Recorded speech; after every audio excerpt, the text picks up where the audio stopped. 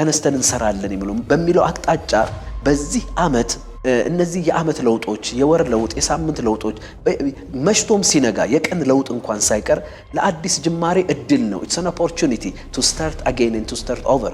አንዳንድ ነገሮችን እንደገና ለመጀመር በአዲስ ለመጀመር እድሎች ናቸው። ዛሬ አልቆ ነገ ሲመጣ ነገን እንደሌላ ቀን ቆጥረን የዛሬውን ብልሽት ነገ የምናስተካክልበት፣ ዛሬ ያሰብነውን ነገ የምንፈጽምበት እንድናረገው እንችላለን። አሁን 2018 ከገባ 2 ወር ሊሆነው ነው። በዚህ ውስጥ ባለፈው ስንነጋገር እንደጀመርነው በ2018 በህይወቴ ልክ ነህምያ መጽሐፍን ነው እያየን ያለነው። በነህምያ ህይወት እንደሆነው እኔም በህይወቴ የተሰበሩ ነገሮችን ለመጠገን፣ የተበላሹ ነገሮችን ለማስተካከል፣ እንደገና በልቤ ዘመን የመጣባቸውን የእግዚአብሔርን ሐሳቦች ለማስፈጸምና ለመትከል ተነስቼ እሰራለሁ እንበል በሚል ነው የተነሳነው። ስለዚህ ተነስቶ በመስራት ሂደትና ውሳኔ ውስጥ ተነስቶ ለመስራት የሚጠቅሙን ነገሮች ከነህምያ መጽሐፍ ምንድናቸው የሚለውን እየተማርን ነው። ይሄ ነው ግብአቱ ወገኖቼ። ተነስታችሁ መስራት አትፈልጉም? 2018ም እንደ 2017 ይለፍ፣ እንደ 2016 ይለፍ። በልባችሁ እየተቀጣጠሉ ከዓመት ዓመት እያዳፈን የምናልፋቸው በህይወታችሁ እያሰጓችሁ ነገር ግን ከዓመት ዓመት ሳናስተካክል፣ ሳንጠግን፣ ሳናድስ የምናልፋቸው ብዙ የህይወት የኑሮ የተለያዩ ጉዳዮች አሉ። የ2018 ገና 2 ወር ነው። ገና 10 ወር ከምናምን ይቀረናል። የቀሪውን 10 ወር በውጤታማነት ተነስተን እነዚህን ነገሮች ለመስራት ነው እግዚአብሔር እየተናገረን ያለው ወገኖቼ። በዚህ ፕሮግራም ውስጥ እንደው ሰውን ያሟሙቃል ያስደስታል የሚል ነገር አለ የምናቀርበው።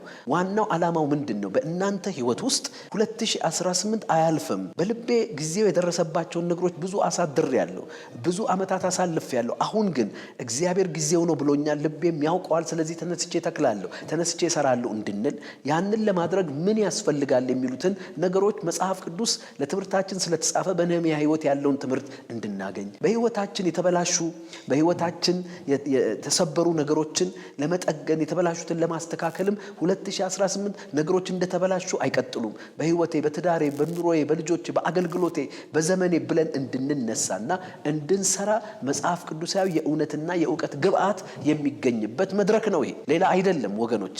ለምንም ምክንያት አይደለም ይሄ ሁሉ ዋጋ ተከፍሎ ወደ እናንተ በዚህ አግባብ የሚመጣው። ከነህምያ ህይወት ተምረናል። ተነስቶ ሊሰራ ምን እንዳስቻለው፣ ለመነሳቱ ምን ምክንያት እንደሆነለት፣ ለመስራቱ ውጤታማነት ምን ምክንያት እንደሆነለት እየተነጋገርን ነው። ከመጀመሪያው ከምዕራፍ 1 እና ምዕራፍ 2ን እያጣቀስን በእግዚአብሔር ቃል እየተነጋገርን ነው ያለነው። ነህምያ ስራውን የሚገርማችሁ ነው። የአንድን ከተማ ቅጥር ብዙ በሮችን፣ ብዙ ማማዎችን፣ በጣም ሰፊ ግዙፍ ቅጥርን፣ በጣም ግዙፍ በሮችን ጠግኖ ሰርቶ ለመጨረስ 52 ቀን ብቻ ነው የፈጀበት። አይገርማችሁም? እንኳን የከተማ የመኖሪያ ቤት ግቢ እንኳን 52 ቀን በላይ ይፈጃል።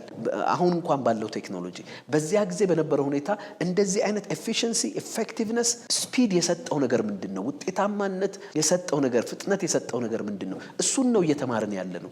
ዛሬስ በህይወታችሁ ይሄን አትፈልጉም ወይ ነው ጥያቄው። ወደ እግዚአብሔር ቃል የምንቀርበው የሆነ የሃይማኖት ግዴታ ለመፈጸም አይደለም። እግዚአብሔርን ቃል ስለሰማን በመስማት ሂደትና መስተጋብር ውስጥ የሚፈጠር ሌላ ነገር የለም፣ ሰምተን አስተውለን ስናደርገው እንጂ። እና አሁንም ይሄ እግዚአብሔር ቃል ተከፍቶ በዚህ ሁኔታ ስንነጋገር ዋናውና መሰረታዊ ነገር ይሄ ግብአት ለምን ያስፈልገኛል ነው። ለምን ነው የሚያስፈልጋችሁ መሰላችሁ? ተነስታችሁ ለመስራት። አሁንም 2018ም እንዳለፉት ዓመታት እንዳያልፍ በህይወታችሁ ዓመት ከዓመት መገንባት ያለባችሁን ነገር መገንባት እንድትችሉ በህይወታችሁ፣ በጤናችሁ፣ በትዳራችሁ፣ በአገልግሎታችሁ፣ በእግዚአብሔር መንግስት ነገር፣ በህልማችሁ፣ በራእያችሁ ተነስታችሁ መገንባት እንድትችሉ፣ የተበላሹ ነገሮችን ማስተካከል፣ የፈረሱ ነገሮችን መጠገን፣ የተሰበሩ ነገሮችን መጠገን የምትችሉበትን ተነስቶ የመስራትን አቅም የምታገኙባቸውን ጥበቦች ነው እየተካፈልን ያለ ነው ከነህምያ መጽሐፍ። የነህምያ መጽሐፍ አንድ በታሪክ የተደረገ ክስተት ነው። የእግዚአብሔር ሚና ያለበት፣ የእግዚአብሔር ጥበብ ያለበት ለትምህርታችን የተጻፈ ነውና እኛም ዛሬ የምንጠግነው ነገር አለ፣ የምናስተካክለው ነገር አለ፣ የምንተክለው ነገር አለ በምንላቸው ጉዳዮቻችን ላይ በ2018 ይህን ግብአት እየተቀበልን እንሰራለን። 2018 እንዳለፉት ዓመታት አያልፍም በሚል ጭካኔ ከቆምን እነዚህ የምንሰማቸው ነገሮች ለህይወታችን ትርፍና ጥቅም ይሆናሉ። እግዚአብሔር ይመስገን እንጂ ለሌላ ምክንያት አይደለም። ብዙ ጊዜ ብዙ ቅዱሳን ወደ እግዚአብሔር ቃል የምንጠጋበትን በግላችንም ለማንበብ አንዳንዴ በግልም ለማንበብ አቅም የሚያጥረን ፍላጎትም የሚያጥረን ከውስጡ የምናገኘውን ነገር ስለማይገባን ነው። የእግዚአብሔር ቃል ወገኖቼ ብዙ ነገሮች በቤታችን አሉ፣ የሚያዝናኑን፣ የሚያስደስቱን፣ የሚጠቅሙን ብዙ ነገሮች አሉ። ነገር ግን በቤታችን በዙሪያችን ካሉ ብዙ ነገሮች በላይ የእግዚአብሔር ቃል ለሕይወታችን ትልቅ ጠቀሜታ አለው። በእግዚአብሔር ቃል ውስጥ ያለውን እግዚአብሔር ፓክ ያደረገውን የሕይወት ማንዋልስ የሕይወት መመሪያዎች የእንቅስቃሴ ምክሮች ብንቀበልና ብንሰማ ብንቀበልና ብናምን ሕይወታችን ዛሬ በሚሆንበት ደረጃ አይሆንም፣ እግዚአብሔር በቃሉ ታማኝ ስለሆነ። ስለዚህ ወደ ሐሳባችን ስንመለስ በእግዚአብሔር ቃል ውስጥ ባለፉት ሳምንታት ስነጋገር ነህምያ ተነስቶ ለመስራት ያደረጋቸውን ነገር አይተናልና ያቆምነው ደብዳቤ ይሰጠኝ በሚለው ላይ ስለ ኦተንቲኬሽን ምን ማለት እንደሆነ በዝርዝር አይተናል። ኖት እያያዛችሁ እያስቀመጣችሁ ይሄ በእኔ ሕይወት አለ ወይ? ይሄን ለማድረግ ለምንድን ነው የማልችለው? ይሄን ለማድረግ እንዴት ነው የምችለው? እያላችሁ ራሳችሁን በዚህ እግዚአብሔር ቃል ብትሞግቱት 2018 በተለየ ሁኔታ በሕይወታችሁ ብዙ ነገር መልካም ነገሮች ሆኖ ሊያልፍ እንደሚችል የእግዚአብሔር ቃልን እውነት ይዤ እነግራችኋለሁ። እግዚአብሔር ይመስገን። ዛሬ የምንቀጥለው ነህምያ እንግዲህ ያንን ደብዳቤ ካገኘ በኋላ ደብዳቤው ምንድነው? ደብዳቤዎቹ ምንድናቸው? ይዘታቸው፣ ጥቅማቸው የሚለውን ባለፈው ሳምንታት አይተናልና ሌላኛው የቀጠለው ነገር ነህምያ ምዕራፍ 2 ቁጥር 11 ላይ ምን አለ? ወደ ኢየሩሳሌምም ደረስኩ። እንግዲህ እነዚያን ሁሉ ፕሮሰሶች አልፎ ደብዳቤውን ይዞ ደረሰ። በዚያም 3 ቀን ያህል ተቀመጥኩ። በሌሊትም ተነሳሁ፣ ከእኔም ጋር አያሌ ሰዎች ነበሩ። እግዚአብሔርም ለኢየሩሳሌም አደርገው ዘንድ በልቤ ያኖረውን ለማንም አላስታወቅኩም።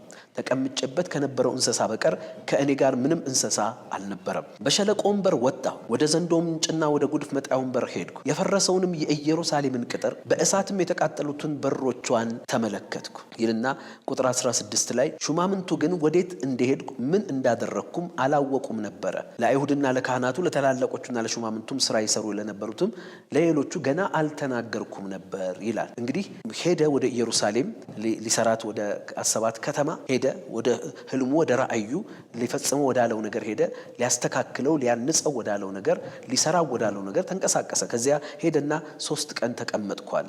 ከዛ ደግሞ ተነሳ። ከ3 ቀን በኋላ በሌሊት ተነሳና በራሱ ፈረስ ላይ ሆኖ ከተማይቱን ቅጥሮቿን፣ የፈረሱትን ቅጥሮች፣ የተቃጠሉትን በሮች ዝርዝር ማየት ጀመረ፣ መጎብኘት ጀመረ፣ አናላይዝ ማድረግ ጀመረ፣ ማሰስ ጀመረ፣ መዳሰስ ጀመረ። ከዚያ በኋላ ቁጥር 16 ላይ ይሄ ቃል ይገርመኛል። ሹማምንቱ ግን ወዴት እንደሄድኩ ምን እንዳደረግኩ አላወቁም ይላል። ግን ምንድን ነው ያደረገው? ወዴት ነው የሄደው? ወደ ኢየሩሳሌም ቅጥር ነው ነግሮናል። ምንድን ነው ግን ያደረገው? እነዚያን 3 ቀን ተቀምጦ ያችን ሌሊት ተነስቶ በእንስሳው ከተማይቱን እየዞረ ሲያስስ ሲዳስስና ሲሰልል ምን እያደረገ ነው? ለእኔና ለእናንተ ሲወት ተነስተን እንሰራለን ባልነው ነገር ላይ ተነስቶ ከመስራት በፊት ከነህምያ የምንማረው ነገር ምንድን ነው? መቀመጡ፣ መነሳቱ፣ መመልከቱ ምን ማለት ነው? ምንድን ነው ያደረገው? እንግዲህ ያው ብዙዎቻችሁ እንደምታውቁት ግብታዊ ስራ ይጀመር ይሆናል እንጂ አይፈጸምም። የነህምያ ስራ ብድግ እንዳለ እንደደረሰ ኢየሩሳሌም በሉ ተነሱ ቶሎ ቁጥሩን እንስራ ብሎ ቢነሳ መቀመጥ፣ መነሳት፣ መመልከት የሚለውን ፕሮሰስ ሳያደርግ እዚህ ላይ ይህን ፕሮሰስ ፍሎ እናያለን። ተቀመጥኩ 3 ቀን ተቀምጦ ምንድን ነው ያደረገው? ከተማ ሊሰራ አይደል የመጣው? 3 ቀን ምን ያስቀምጠዋል? ሌሊትስ ተነስቶ ማንንም ሳይናገር፣ ምክንያቱም ብቻውን ቅጥሩን አይሰራም። ለማንም ሳይናገር በራሱ እንስሳ ላይ ሆኖ በራሱ ፈረስ ላይ ሆኖ የከተማይቱን ቅጥር ደጆቿን ሁሉ የተቃጠሉት በሮቿን ተመለከትኳል። ምንድን የተመለከተው? ያ መመልከት ምን እያደረገ እንደሆነ ነው የሚነግረንና የሚያሳየን። ዛሬ በእኔና በእናንተም ህይወት ተነስቼ እሰራዋለሁ፣ አድሰዋለሁ፣ እጠግነዋለሁ፣ አስተካክለዋለሁ፣ እተክለዋለሁ ባልናቸው ጉዳዮች ላይ 2018ን በቀደስንበት ተነስተን በምንሰራው ጉዳይ ላይ ይሄ ነገር ምንድን ነው የሚያስተምረን? መቀመጡ፣ መነሳቱ፣ መመልከቱ ምንን ነው የሚያሳየን? አጭር በሆነ ቃል እቅድን ነው። ፕላን አደረገ። ዝም ብሎ በግብታዊነት አልተነሳም ወገኖቼ። አንዳንድ ሰዎች ፕላን ማድረግ ልናስተካክል፣ ልንጠግን፣ ልንተክል የምናስባቸውን ነገር ልንሰራ የምናስበውን ነገር አስቀድሞ ፕላን ማድረግ አስቀድሞ ማቀድ የጊዜ ብክነት ይመስላቸዋል። አይደለም። የጊዜ ኢንቨስትመንት እንጂ ብክነት አይደለም። እንዲያውም እንደሚሉት አንዳንድ ሰዎች በዚህ ጉዳይ ላይ የሚያውቁ ሰዎች እንደሚሉት ምን ይላሉ? ፌይሊንግ ቱ ፕላን ኢዝ ፕላኒንግ ቱ ፌይል ይላሉ። አለማቀድ ለመውደቅ ማቀድ ነው ማለት ነው። አለማቀድ በራሱ ፌይሊንግ ቱ ፕላን ኢዝ ፕላኒንግ ቱ ፌይል። አለማቀድ ለመውደቅ ማቀድ ነው። የማያቀድ ሰው ለመውደቅ አቅዷል ማለት ነው። ይሄ የሚያሳየው አሁን ተነስቶ ብድግ ብሎ ነገሮችን ሳያቀድ ቢንቀሳቀስ ዴፊኒትሊ ፌል ያደርጋል። ብዙ ተግዳሮት አለበት። ህዝቡ ሞቢላይዝድ አልሆነም፣ ሸክሙን አላካፈለም፣ ብዙ ነገሮች አልተሰሩም። ስለዚህ ቁጭ ብሎ 3 ቀን he was planning። በዛ እቅዱ መሰረት ደግሞ ብድግ ብሎ አሰስመንት ሰራ፣ ተነሳ፣ በሌሊት ተነሳ። ማንንም ትንሳኤ አንዳንድ ጊዜ ያሉን ሁኔታዎች አሰስ ስናደርግ ሜንታል ፕራይቬሲ የአእምሮ ፕራይቬሲ ያስፈልገናል። ምክንያቱም በብዙ አስተያየቶችና በብዙ ግምቶች ውስጥ አሰስ ማድረግ አይቻልም። ነፃ አሰስመንት ወይም ደግሞ በነፃ መፈተንና መፈተሽ አንችልም።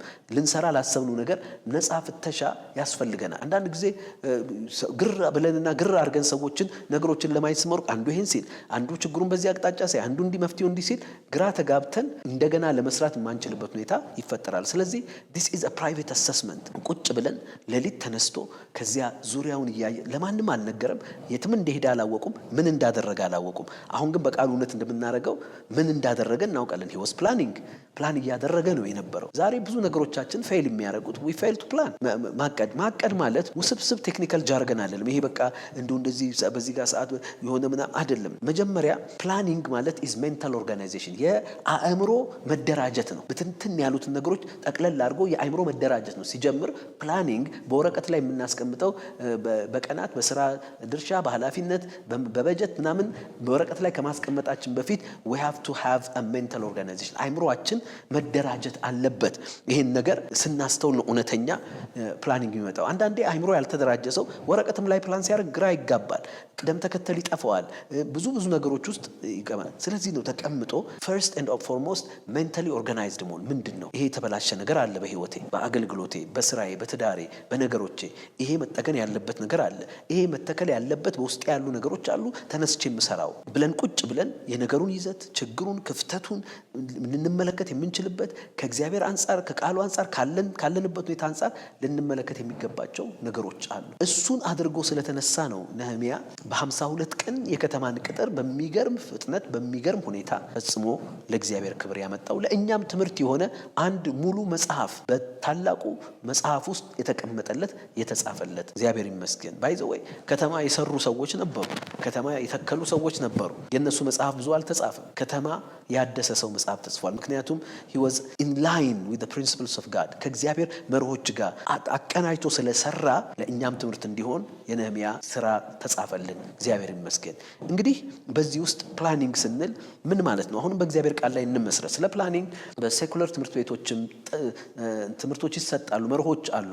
ብዙዎቹ ይሄ እንደዚህ አይነት ትምህርቶች መጽሐፍ ቅዱሳዊ መሰረት አላቸው። ወደዚያ ጥልቀት ባንሄድም በመጽሐፍ ቅዱስ ላይ ግን ለእኔና ለእናንተ የዕለት ዕለት ህይወትና እግዚአብሔር ለሰጠን የህይወት አደራ ውጤታማ የሚያደርገንን ነገር በቃሉ ጭብጥ እንመልከት። እንዲህ ይላል ሉቃስ ወንጌል ምዕራፍ 14 ቁጥር 28 እስከ 30 ያለውን ላንብና በዚህ ውስጥ እንደ እግዚአብሔር ቃል የእውነተኛ ፕላኒንግ እንዳልኳችሁ በመሰረቱ is mental organization የአእምሮ መደራጀት ነው። የአእምሮም ሰብሰብ ብሎ ነገሮችን በሙላት አይቶ አሁን ነህምያ እንዳደረገው መቀመጥ፣ መነሳት፣ መመልከት፣ መቀመጥ፣ መነሳት፣ መመልከት እነዚህን ነገሮች እዚህ ላይ ተቀመጥኩ፣ ተነሳው፣ ሰራሁ አይደለም ያለው። ተቀመጥኩ፣ ተነሳው፣ ተመለከትኩ። ተነሳው ሰራሁም አይደለም ያለው። ተቀመጥኩ፣ ተነሳው፣ ተመለከትኩ እንዳለ የእግዚአብሔር ቃል ያሳየናልና በዚህ ውስጥ ያሉት ነገሮች ምንድናቸው? በሉቃስ ወንጌል ምዕራፍ 14 ቁጥር 28 እስከ 30 ያለውን ማየት እንችላለን። እነዚህን 3 ቃላቶች እንዲሁ በስሱ ለመተርጎም መቀመጥ ለማሰብ ማቀድ፣ አእምሮን ኦርጋናይዝ ለማድረግ ይሄ የአእምሮ ኦርጋናይዜሽን አእምሮን የማደራጀት ጊዜን መውሰድ ነው። መነሳትና መመልከት የሚለው እንደ ዳሰሳ ጥናት ቁጠሩ። ተነሳ፣ ተመለከተ ዙሪያው። ስለዚህ በዚህ ሁኔታ ውስጥ እኛስ እንዴት ነው የምናደርገው? ምክንያቱም ተቀምጦ ያልታሰበ ተነስቶም ያልተጠናበት ተግባር ውጤታማና ዘላቂ አይሆንም። ተቀምጦ ያልታሰበበት ተነስቶም ያልተጠናበት ተግባር ውጤታማ እና ዘላቂ አይሆንም። አንዳንድ ጊዜ በአገራችን በከተማችን በአገራችን አንዳንድ ስራዎች እንመለከታለን። አይታችሁ እንደሆነ በመኪና ስትሄዱ ስታልፉ በተለያየ ቦታ አንድ ትልቅ ነገር ፕሮጀክት ይጀመራል ወይ መንገድ ይሰራል። ከዛ በኋላ አይታወቅም ከተወሰነ ጊዜ ያለ እንትኑ አስፋልቱ አልቆ ከእንትን ካለ በኋላ እንደገና ደግሞ መፍረስ ይጀምራል። እኔ አንዳንድ ጊዜ ግራ ይጋባኛል። እንደው መልስ ያለው መልስ ቢሰጥበት ደስ ይለኛል። ለምሳሌ ከአንድ የመንገድ ግንባታ ጋር ተያያዥነት ያላቸው ብዙ ነገሮች አሉ። የመንገድ ግንባታ ከተጠና ያመጣና ለምሳሌ በመንገዱ መሰራት ምክንያት ወይም ደግሞ መንገዱ ከመሰራቱ በፊት መታሰብ ያለባቸው ነገሮች አሉ። ለምሳሌ አንዳንድ ነገሮች ከተሰራ በኋላ ከሚቆፈሩ ከመሰራታቸው በፊት ለምን አይቀበሩ? አይ ቲንክ አንዳንድ ነገሮች በጥድፊያ የሚደረጉ ነገሮች በቀጥታ ውጤቱን ለማምጣት ግን እንደዛ ውቦ ተውቦ ገንዘብም ወጥቶበት የተሰራው ነገር እንደገና ሲፈርስ ስትመለከቱ ግራ ይጋባል። ይሄ በመንገድ ላይ የምናየው ገሃዳዊ ነገር በህይወታችንም እንዲህ አለ። ከገነባን በኋላ የምናፈርሰው የሆነ ቱቦ ለመክተት የሆነ ኤሌክትሪክ ለማምጣት ምናምን የምናረጋጅ ግን ቁጭ ብሎ ሰው ከተቀመጠ ተነስቶ አሰስ ካረገ ከዚያ በኋላ ሁሉን ነገር መመልከት ይችላል። ከተመለከተ በኋላ ፕላን አውት ያደርጋል። ቆይ ይሄ መንገድ ከመሰራቱ በፊት መንገዱ ከመሰራቱ በፊት መደረግ ያለባቸው ሌሎች ነገሮች አሉ። ለምሳሌ በዚህ ቱቦ ማለፍ አለበት፣ የኤሌክትሪክ ገመድ ማለፍ አለበት፣ የቴሌፎን እንትን ማለት ዋትኤቨር፣ የውሃ መስመር፣ የቴሌፎን መስመር፣ የኤሌክትሪክ መስመር እነሱን አስቦ እነሱ ቀድመው እንዲሰሩ ማድረግ ከዛ በኋላ አስፋልቱን እንትን ማለት እንጂ ሌላ ደግሞ አንዳንዴ ከናካቴው ፕሮጀክትም ይቀየራል። የመንገዱ ባቡር ይሆናል፣ የባቡሩ ድልድይ ይሆናል፣ ሚዲያን የተባለው መንገድ ይሆናል፣ መንገድ የተባለው ሚዲያን ይደረጋል፣ እንትን የተባለው አደባባይ ይሆናል። ድብልቅልቅ ያለ ነገር ይሆንና ያ በመካከል ብክነት ያመጣል። እንደገና ስራው ነገ ውጤታማ አይሆንም። ምክንያቱም የሚያስፈልገው ነገር ሊሰራ እንደገና የተሰራው ነገር መፍረስ ስላለበት። ይሄ እንግዲህ በጋድ የምናየው ምሳሌ ነው እንጂ በህይወታችንም በአገልግሎታችንም እንዲህ አይነት ብዙ ነገሮች አሉ። ካለመቀመጥ፣ ተቀምጦ ካለማሰብ፣ ተነስቶ ካለመመልከት የተነሳ እነዚህ የሚፈጠሩ ነገሮች እንዳሉ እናውቃልና ዛሬ በመጽሐፍ ቅዱስ እውነት ላይ ተመስርተን ይህንን ዊዝደም ኦፍ ፕላኒንግ ከአይምሮ መደራጀት የሚጀምረውን የእቅድ ጥበቦች እስቲ በጥቂቱ እንመልከት። የተወሳሰበ ነገርና ኦቨር ቴክኒካል ነገር አለ ማወራችሁ። አክቹአሊ ፕላኒንግ ቅድም እንዳልኳችሁ የአይምሮ መደራጀትና ሞስት ፕሮባብሊ አቲቲዩድም ነው። በቃ አለመጣደፍ፣ ለሌላ ምክንያቶችና ማመካያኖቹን ማስወገድ ማለት ነው። አንዳንድ ጊዜ የምንጣደፈው ኢምፕሬስ ልናደርገው የምንፈልገው አካል አለ ምናምን፣ ወይም የራሳችን ሌላ አልቴሪየር ሞቲቭ አለ። ከዚህ የተነሳ እነሱ ሲገፉን መቀመጥ አንችልም። ብድግ ብለን ያልተጠናበት ስራ እናደርጋለን። ተመልሶ ደግሞ ችግር ይፈጠራል። በህይወታችንም ነው የምላችሁ። ስለዚህ ምንድን ነው የምንማረው? ሉቃስ ወንጌል ምዕራፍ 14 ከ28 እስከ 29 እንዲህ ይላል። ከእናንተ ግንብ ሊሰራ የሚወድ ለመደምደሚያ የሚቃው ያለ እንደሆነ አስቀምጦ ተቀምጦ ኪሳራውን የማይቆጥር ማን ነው? ያለዚያ መሰረቱን ቢመሰርት ሊደመድም ያቀተው ያዩት ሁሉ ይህ ሰው ሊሰራ ጀምሮ ሊደመድመው አቃተው ብለው ሊዘብቱበት ይጀምራሉ ይላል። በዚህ ውስጥ በጣም መሰረታዊ የሆኑ የህይወት ፕላኒንግ ጥበቦች አሉ፣ ምክረ ሀሳቦች አሉ። የመጀመሪያውን ልነሳና ልናገር። ምን ይላል እዚያው ሉቃስ 14:28 ላይ ከእናንተ ግንብ ሊሰራ የሚወድ ይላል። ምን ማለቱ ነው ወገኖቼ? ተነስተን ከመስራታችን በፊት በፕላናችን ውስጥ መካተት ያለበት በፕላናችን ውስጥ መካተት በመጀመሪያም መታሰብ ያለበት ተቀምጦ መታሰብ ያለበት ነገር የምንሰራውን እዚህ ላይ ከእናንተ ግንብ ሊሰራ የሚወድ ይላል። አሁን ይህ ሰው ሊሰራ የሚወደውን ወይም መስራት ያለበትን ያውቃል። ግንብ ሊሰራ ነው የወጣው። ይሄ ጌታ ኢየሱስ ክርስቶስ ይህንን ጥበብ ለማካፈል በሰጠው ምሳሌ ውስጥ ከእናንተ ወይም አንድ ሰው ግንብ ሊሰራ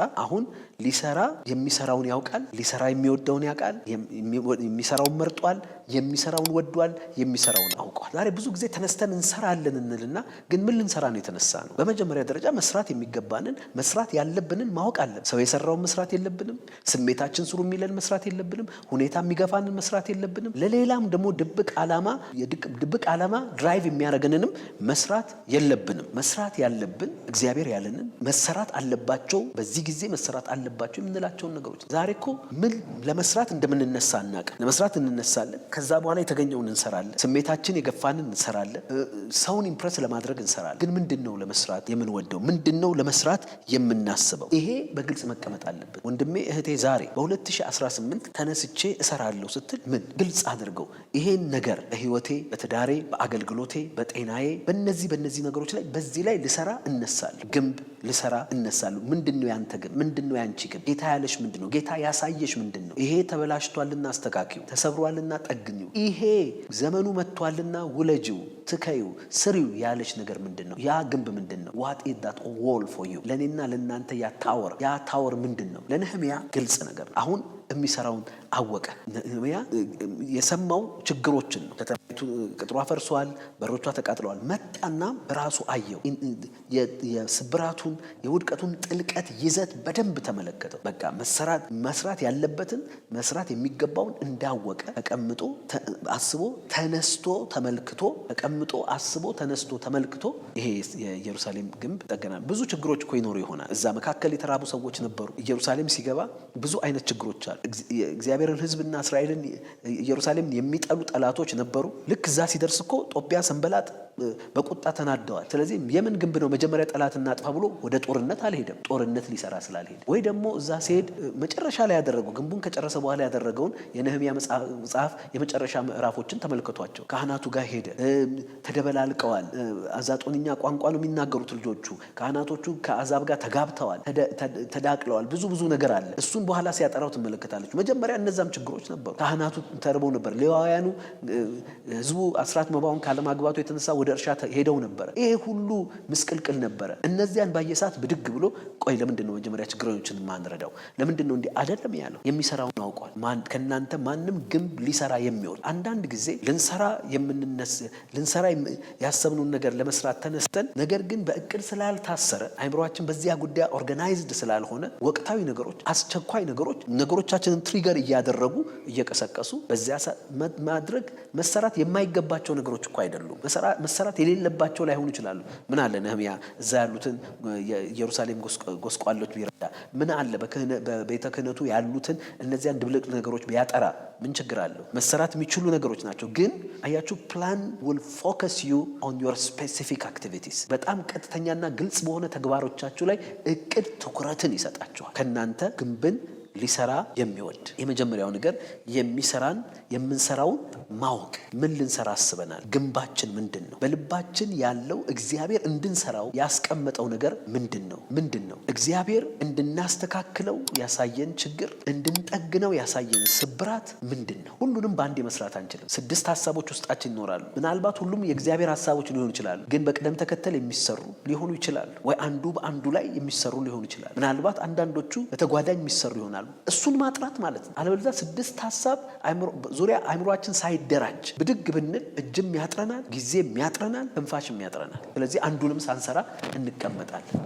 ይሄ ማለት ነው ቁጭ ብሎ ማሰብ። ብዙ ችግሮች አሉብን፣ ግን የትኛውን ችግር ነው ማስተካከለው? ብዙ ተቶች አሉብን፣ የትኛውን ነው ስለዚህ ቁጭ ብለን በቅድሚያ ይሄን ነው ማስተካከል፣ በቅድሚያ ይሄን ነው ማደርገው፣ ከዚያ በኋላ ያን እናደርጋለሁ። ትዝ ይላችኋል ያቺ ሁለተኛ ነገሥት ምዕራፍ 6 ላይ ያለችው ሴት ነብዩ ባሏ ዕዳ ጥሎባት የሄደው ሴትዮ የነብዩ ሚስት ትዝ ይላችኋል። ኤልሳ ጋር ሄዳ እንደ ጮኸችና ኤልሳ መከራት። ከዛ በቤቷ ያለውን ዘይት ማብዛት የምችልበትን ጥበብ ነገራት። ተመልሳ ቤቷ ሄዳ ማድጋ ሰብስባ ዘይቶቹን አበዛች። ያን ዘይት አበዛችሁና ብዙ ማድጋ ዘይት አገኘ። ምን አላት? እንግዲህ አላት አሁን ሂጂና አላት ይሄን ካደረግሽ በኋላ ዘይቱ ከሞላ በኋላ ምን አደርገ? ለመጀመሪያ ለባለዳው ክፈይ፣ ዘይቱን ሽጪ አለ። ለባለዳው ክፈይ፣ ከዚያ ላንቺና ለልጆችሽ የተረፈውን ብሉ አለ። አሁን ችግር መጥቶባታል።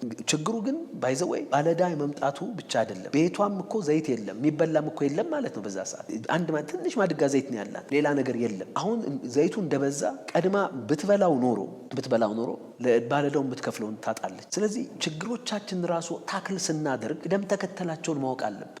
የተራበችበት ነገር አለ፣ በዕዳ የተያዘችበት ነገር አለ። ልጆቿን አጥግባ ባሪያዎች ይሁኑ ወይስ ተርበው በነፃነት ይኖሩና ቀጥለው ይጥገቡ? ይሄ እሷ ምርጫ ነው። ይሄ የሚወሰኑ ደግሞ ይህን ሜንታሊ ኦርጋናይዝ የሚያደርግልን ነገር ቅድ ነው። ቁጭ ብሎ ማሰብ፣ ተነስቶ መመልከት ማለት እግዚአብሔር ይመስገን። ስለዚህ እነዚህን ነገሮች ማየት አለብን። ዛሬም በ2018 እነዚህን ችግሮች እፈታለሁ።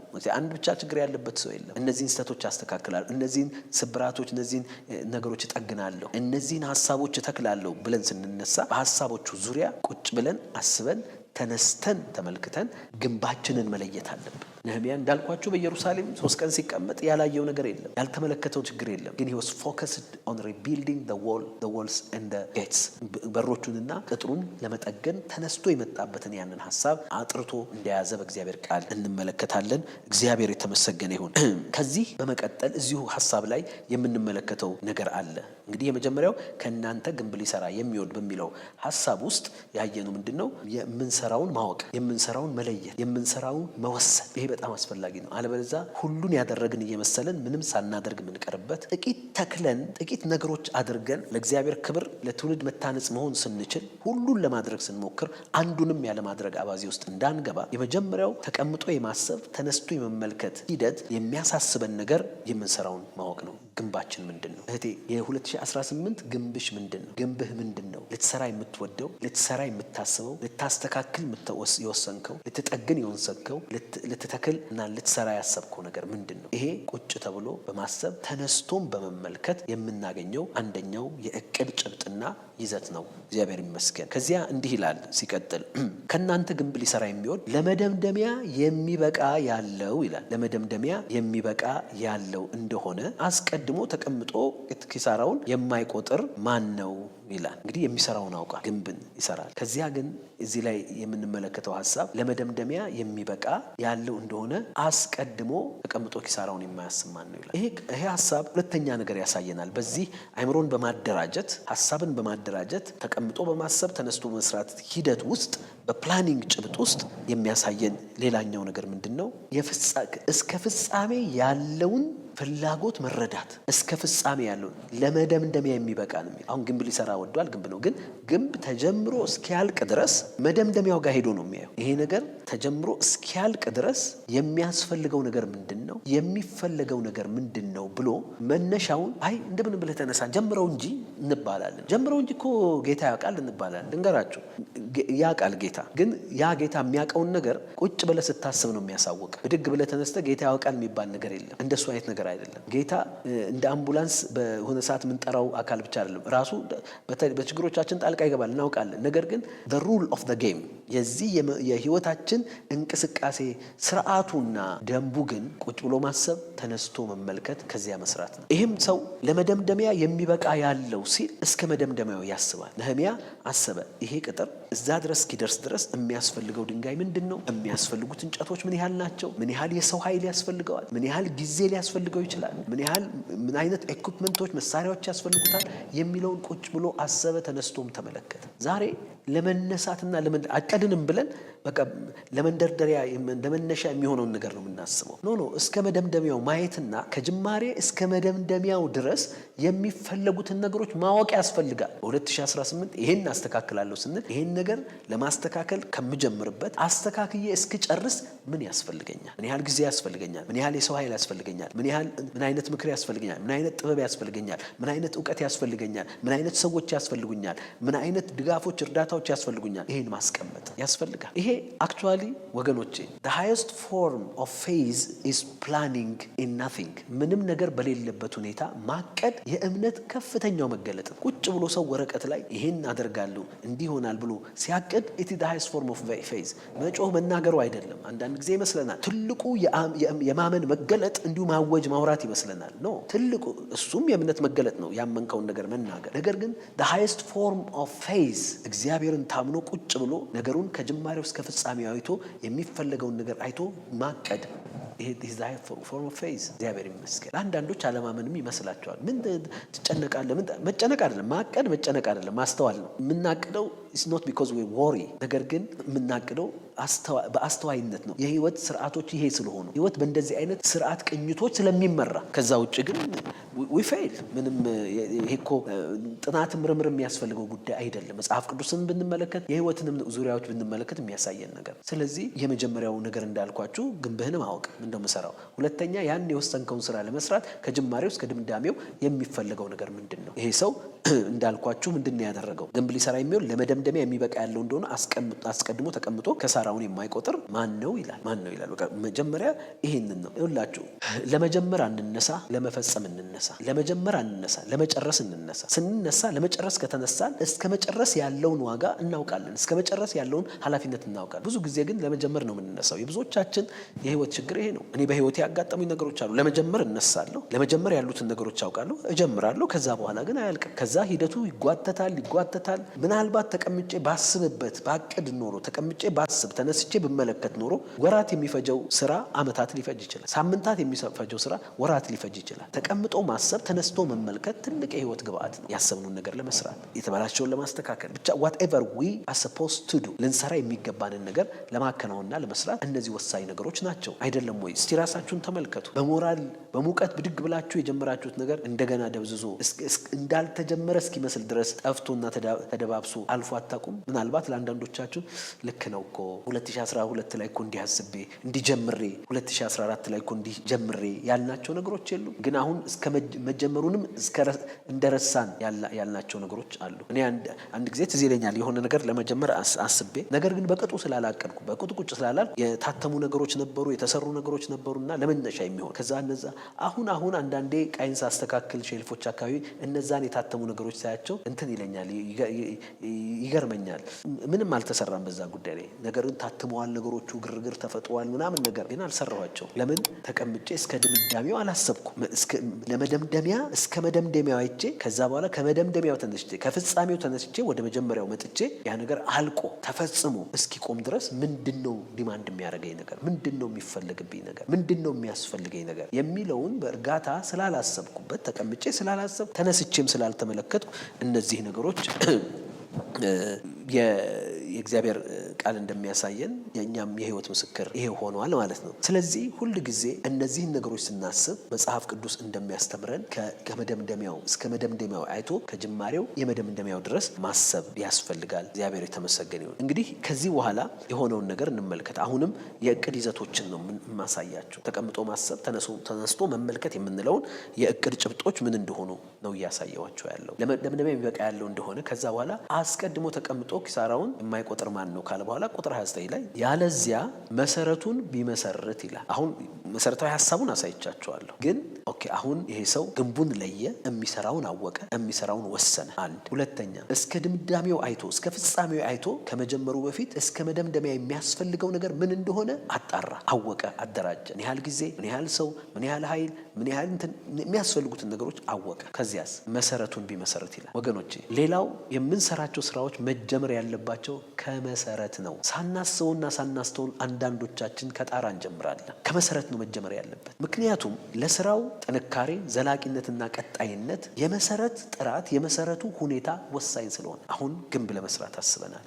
ግንቡ ተጀምሮ እስኪያልቅ ድረስ እስከ መደምደሚያ ድረስ የሚጠብቅብንን ነገር አውቀናል። ከየት እንጀምር? ከመሰረት እንጀምር። መሰረት እንጣል። ያንን መሰረት ሳንጥል ለምሳሌ ልበላችሁ እንደው በስሱ ይሄን ነገር ልናገር። አንዳንድ ወጣት አገልጋዮችም በዚህ ጉዳይ ስለሚያናግሩኝ ነው። እግዚአብሔር በውስጣቸው ቤተክርስቲያን ተከላን ራዕይ ሊያስቀምጥ ይችላል። እግዚአብሔር ይናገራል። ሁላችንም ተናግሮን ነው የጀመረው። ከዚያ በኋላ ግን ተቀምጠው ሳያስቡ ተነስተው ሳይመለከቱ ብዙ ነገሮች ራሱ ቤተክርስቲያንን ለመትከል ሲያስቡ ግንባቸው what is the central vision የእነሱ እግዚአብሔር በእነሱ ያስቀመጣት ቤተክርስቲያን አሁን ካሉት ቤተክርስቲያኖች ጋር ተናባ የምትሰራበት ዩኒክ ቪዥኗ ምን እንደሆነ ሳይረዱ ተቀምጦ በማሰብ ውስጥ የሚመጡ ስለሆኑ ማለት እና አንዳንዴ ይመጣሉ ከኔ ጋር ሊያወሩና አንዳንድ ጋፍም ሊያገኙ ይመጣሉ እና የሚያስቡት ምንድነው አንድ ጉባኤ ሲዋቀር ሲጀመር የሚያስፈልጉ ሳውንድ ሲስተም፣ ሲንተሳይዘር፣ አዳራሽ እንትኖች፣ ዴኮሬሽኖች፣ ፑልፒት አንድ ሰው የሚያለኛል ለራሱ ደግሞ ወስኗል። አንድ 4 ደግሞ ሙሉ ልብስ ያስፈልገኛል ብሎ የነገረኝም ሰዋል እና እነዚህን ቆይ ግድ የለም ሙሉ ልብሱም ይቀመጥ፣ ፑልፒቱም፣ አዳራሹም፣ ሳውንድ ሲስተሙም፣ ሲንተሳይዘሩም አንድ ሰውም እንዲህ ብሎኛል እናንተ ጋር 3 ሲንተሳይዘር አይቻለሁ እና አንዱን ለምን አሰጡኝም ልጀምር ነው። ቆይ እስቲ ቁጭ በል። በመጀመሪያ ደረጃ ከመሰረት ጀምር። ቤተክርስቲያን ከመትከል በፊት አንተ ላይ መሰራት ያለበት ከእግዚአብሔር ጋር ተነጋግረህ የምትተክላቸው ነገሮች፣ በውስጥ የምትተክላቸው ነገሮች፣ እግዚአብሔር በዙሪያ የሰጠ ሰዎች ካሉ ከነሱ ጋርና በነሱ ላይ የምትሰራው ነገር ማለት ኮል ሊደርሺፕ ዴቨሎፕ ማድረግ። ኢየሱስ ይሄን ነው ያደረገው። አውቆታል እኮ ሄደ። ቅድመ አገልግሎት ሂደቱን ተመልከቱ። ጌታ ኢየሱስ ዮሐንስ መጥምቁ ጋር ሄደ፣ ጽድቅን ፈጸመ፣ ተጠመቀ፣ መንፈስ ቅዱስን ተቀበለ። መንፈስ ቅዱስ መርቶት 40 ቀን በዲያብሎስ ተፈተነ፣ ድል አድርጎ አሸንፎ ወደ ምኩራብ ወረደ፣ ወደ ገሊላ ወረደ፣ ምኩራብ ገባ፣ መጽሐፍትን ከፈተ፣ የህይወት ሚሽኑን ማሳያኒክ ሚሽኑን የሚገልጥ ቃል አወጀ፣ ገለጠ። የአገልግሎት እንቅስቃሴውን ኦርጋናይዝ አደረገው። እሱ እኮ አምላክ ነው፣ ባይዘው እግዚአብሔር ወልድ እኮ ነው። whatever የፈለገውን መስራት በዛ ሰዓት እኮ ሌሎች ፕላኔቶች መስራት ይችላል። ቆሞ እኮ አሁን አቅሙ አለው መስራት ይችላል። ዲና ያርጎት ራሱን ባዶ አድርጎ እንጂ አምላክነቱን እኮ ማንቀሳቀስና ለምን አንድ ሌላ ፕላኔት አልሰራም ማለት ይችላል። ግን መጽሐፍ ላይ የተጻፈውን ነገር ገለጠና የጌታ መንፈስ በእኔ ላይ ነው፣ ይሄን አደርግ ዘንድ ቀብቶኛል። ግንቡን ዲፋይን አደረገ። አንዳንዴ እነሱ እኮ ለፖለቲካል ኦፊስ ራን እንዲያደርጉሉ ይገተጉት ነበር። ንጉስ ሊያነግሱት ሁሉ ይፈልጉ፣ ጦረኛ ሊያደርጉት ይፈልጉ ነበር። ቻሪቲ ወርከር መጋቢ ምግብ የሚመግብ እንጀራ እያበዛ የሚመግብ ሊያደርጉትም ይፈልጉ ነበር። እሱ ግን ስለዚህ ተልክ ያለው እያለ እቅዱን አጥርቶ የተመላለሰ ጌታ ነው። ለዚህ ነው ኢፌክቲቭ የሆነው በ3 ዓመት ተኩል። ከዚያስ መሰረት መመስረት ጀመረ። እነዚህ ሁሉ የመሰረቱ አካል ናቸው። ከዛ ሄደ፣ ሰዎችን ጠራ፣ 12ቱን መረጠ፣ ነገራቸው፣ እነሱ ላይ መስራት ጀመረ። እንዲህ እያደረገ ነው ኢየሱስ ክርስቶስ አቂለሽያን የተከለው እና እላቸዋለሁ እና መሰረት የለውም። ከዛ በኋላ በግርግር ይጀመራል። ይሄ ቤተክርስቲያን ተከላ ሳይሆን ቤተክርስቲያን ከፈታ የሚባል ነው። ቤተክርስቲያን አትከፈትም፣ ትተከላለች። ምናልባት ተዘግታ ከነበረ ትከፈት ይሆናል። ግን ጅማሬዋ በመክፈት ሳይሆን በመትከል ነው። መትከል ደግሞ መሰረት ያለው ነገር መስራት ነው። ይሄ ችግር ከመሰረት አለመጀመር፣ ህይወታችን ሳይመሰረት፣ በእግዚአብሔር ነገር ላይ ሳንመሰረት፣ በራእይ እውነታና መገለጥ ላይ ሳንመሰረት፣ በአሰራር ጥበቦችና ሂደቶች ላይ ሳንመሰረት ትልቅ ስራ እንሰራለን ወይም እንነሳለን ለመስራት። ከመሰረት ያልጀመረ ነገር መጽሐፍ ቅዱስ በግልጥ እንደሚነግረን እንደሚያሳየን ዋጋ እንደሌለው እናያለን። የእግዚአብሔር ቃል መዝሙረ ዳዊት ምዕራፍ 11 ቁጥር 3 ላይ ሲናገር በአዲሱ መደበኛ ትርጉም መሰረቱ ከተናደ ጻድቅ ምን ማድረግ ይችላል ይላል። ሌሎች ቨርዥኖች if the foundation be faulty what can the righteous do ይላሉ። ምን ማለት ነው? መሰረቱ የተበላሸ ከሆነ፣ መሰረት ከሌለው፣ መሰረት የተበላሸ ከሆነ ጻድቅ ምን ማድረግ ይችላል? ምን ማድረግ ትችላለህ? በተበላሸ መሰረት፣ በሌለ መሰረት ላይ ምን ማድረግ ትችላለህ? ማድረግ ብትሞክርም ምንም ማድረግ አትችልም። it doesn't amount to anything ማለት ምንም ዋጋ ምን ትርፍ የለም። ሉቃስ ወንጌል ምዕራፍ 6 ከቁጥር 48 እስከ 19 ሁላችሁ የምታውቁት ሰው ቤት ሲሰራ አጥልቆ የቆፈረ በአለት ላይ የመሰረተ ሰው ይመስላል ይላል። ቃሉን ሰምቶ የሚታዘዝ ምን ያለ አጥልቆ የቆፈረ በአለት ላይ የመሰረተ። አያችሁ፣ ለዚህ ነው አንዳንድ ጊዜ ለአገልግሎት የሚሆን ለንግድም ለመጀመር አንድ ሰው አሁን በዚህ በ2018 ውስጥ ያለውን የንግድ ስራ እሰራለሁ ብሎ ትነሳ፣ ግን ቁጭ ብሎ በማሰብ ተነስቶ መመልከት ውስጥ ያለውን ይህንን ነገር ለመመስረት ግን ምን ያስፈልገኛል? መሰረት ለመጣል መሰረቱ ምንድን ነው? እኔ ራሴ በንግድ ስራ ነገር ውስጥ እውቀት ሊኖረኝ፣ በራሴ ላይ እውቀት ላውቅ፣ ላማክር፣ ልመከር። ለዚህ እኮ ነው በጣም በዓለም ላይ አሁን ቢዝነስ ኮንሰልታንሲ ትራይቪንግ ቢዝነስ ነው። ገንዘብ ያላቸው እንዴት እንደሚመሰርቱ ይመከራል። ቆይ ገንዘብ እንዲህ ከማድረግ በፊት፣ ይሄን ከማድረግ በፊት፣ ሱቅ ከመከራየት በፊት፣ እቃ ከመግዛት በፊት እነዚህን ነገሮች አድርግ። ፋውንዴሽኑ ይሄ ነው። እንዲርቅልህ ከፈለግ ንፋስ ይመጣል። ምንም ነገር ስትሰሩ ለመስራት ስትነሱ ንፋስ፣ ወጀብ ይመጣል። መሰረት ጠንካራ ከሆነ ግን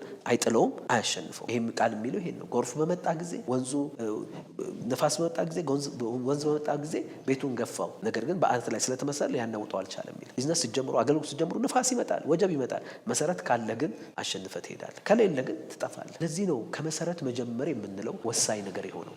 ይሄን መሰረት ለብዙዎች ከመሰረት መጀመር ችግር የሚሆንባቸው አንደኛ መሰረት የማይታይ ስራ ነው። የማይታይ ስራ ነው። በትንቢት መጽሐፍ ላይ የእግዚአብሔር ቃል ሲናገር ምን ይላል? ያዕቆብ ወደ ታች ስር ይሰዳል፣ ከዚያስ ወደ ላይም ያብባል፣ በፍሬውም ምድርን ሁሉ ይሞላል ይላል። ወደ ታች ስር ይሰዳል። ስለዚህ የመሰረት ስራ የታች ስራ ስለሆነ አይታይም፣ ለሰው አይታይም። አንዳንዴ ለራስህም ላይታይህ ይችላል። እየሰራሁ ነው ወይ እስክትል ድረስ ግን እየሰራህ ነው። እኔ እግዚአብሔርን አማመሰግንበት አንደኛው ነገር ወደ አገልግሎት ከመውጣቴ በፊት በህይወቴ ላይ የሰራኋቸው ነገሮች፣ ያነበብኳቸው ህይወቴን የሰራሁባቸው ነገሮች እስከ ዛሬ ድረስ የምመነዝራቸው በጣም ለህይወት ዘመን የሚሆኑ ዴፖዚቶች ናቸው። ልክ ባንክ እንዳለ ገንዘብ አንድ ባለጠጋ አባት ለልጁ አውርሶት እንደሚሄደው አይነት በፈለገ ሰዓት እየመዘዘ እንደሚጠመቅበት አይነት ሆኖልኛል። የመከረኝን እግዚአብሔርን አመሰግነዋል። በተለያዩ ሁኔታዎች ለዛ መሰረት የተተጋበት ነገር የዛሬ ትርፌ ሆነዋል። በንግድ ስራ፣ በተለያየ እንቅስቃሴ ለማስተካከል የሚነሱ ሰዎችም ይህንን የመሰረት ጉዳይ ሊያስቡበት የሚገባ ጥበብ ነው ከነህምያ የምንማረው። አንደኛው ስለማይታይ ነው። ሁለተኛ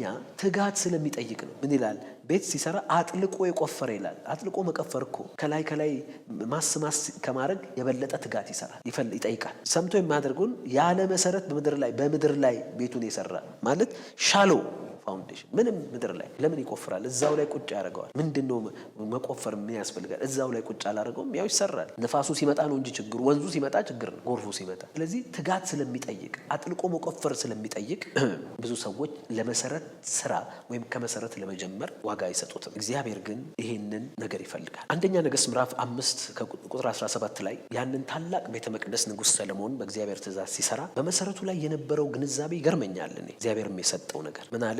ንጉሱም ታላላቅ ምርጥ ድንጋዮችን ይቆፍሩና ይጠርቡ ዘንድ ለቤቱም መሰረት ይረበርቡት ዘንድ አዘዘ ይላል። እዚህ ላይ 3 ነገሮች እናያለን። አንደኛ ታላላቅ ድንጋዮች፣ እንግሊዘኛው ምንድነው የሚለው? ግሬት ስቶንስ። ሁለተኛ ምርጥ ድንጋዮች ኮስትሊ ስቶንስ። ሶስተኛ የተጠረቡ ድንጋዮች ሂውድ ስቶንስ። ለቤተ መቅደሱ መሰረት ያደረገው የተጠረበ ውድ የሆነ ታላላቅ የሆኑ ግዙፍ የሆኑ በመጠናቸውም በኳሊታቸውም ጥራት ያላቸው እንደገና ደግሞ ዝም ብሎ ያልተዘበራረቁ ቅርጽ ያላቸው የተጠረቡ። ምን ያህል መሰረት በእንደዚህ አይነት በጥንካሬ በጥንካሬም በጥራትም በመልክም ተውቦ መሰራት እንዳለበት ቤቱ እንዲዘልቅ የሚሰራው ነገር እንዲዘልቅ ይሄ የሚያመላክተን ነው። የዛሬውን ሐሳብ ከማጠቃላይ በፊት ስለ መሰረት አንድ ነገር ተናግሬ በዚሁ ሐሳብ ላይ ጸልዬ ጨርሳለሁ። አንደኛ ቆሮንቶስ ምዕራፍ 3 ራስ ምክንያቱም አንዳንዶቻችን አሁን አይ ፓስተር እንደው በዛ እኮ ነገሩ አሁን መሰረት እኔ እንዴት ነው የማውቀው? እንዴት ነው መሰረት የምሰራው? ምንድነው በቃ ተነስቼ የተሰማኝን እሰራለሁ። ዋጋ የለውም። አንደኛ ቆሮንቶስ 3:10 ላይ የእግዚአብሔር ጸጋ እንደተሰጠኝ መጠን እንደ ብልሃተኛ የአናጺ አለቃ መሰረትን መሰረትኩ አለ። ምን አለ? የእግዚአብሔር ጸጋ እንደተሰጠኝ መጠን እንደ ብልሃተኛ የአናጺ አለቃ መሰረት መሰረትኩ ይላል። እዚህ ላይ በመሰረት ምስረታ ውስጥ ሁለት ነገሮች እናያለን። የእግዚአብሔር ጸጋና የእግዚአብሔር ጥበብ። ብልሃተኛ አናጢ ጸጋ የተሰጠው ሰው። ስለዚህ መሰረትን ለመመስረት you don't have to be an expert። የእግዚአብሔርን ጸጋ መቀበል፣ የመጽሐፍ ቅዱስና የመንፈስን ብልሃት መቀበል። ዛሬም በ2018 እሰራዋለሁ ብላችሁ ለተነሳችሁበት ነገር እግዚአብሔር ይህንን ጸጋና ይህንን ብልሃት ይስጣችሁ። በዚህ ጸሎት ነው ማጠናቀቀው። እንግዲህ ዛሬ ይህንን ነገር አይተናል ከነህምያ መጽሐፍ። ወገኖቼ 2018 ልትሰሩት በተነሳችሁበት ነገር ተቀምጦ ማሰብ፣ ተነስቶ መመልከት ነህምያ እንደነገረ አሁንም በቃሉ ይዘት እንደተመለከት ነው ግንባችንን ማወቅ፣ እስከ ፍጻሜው የሚያስፈልግንን ነገር መረዳት፣ ከመሰረት መጀመር። ይህን ግን እንድታስተውሉ በጌታ ፍቅር ጠይቃችኋለሁ። ተቀምጣችሁ አስቡ፣ ተነስታችሁ ተመልከቱ፣ ከዚያ ስራውን ስሩ።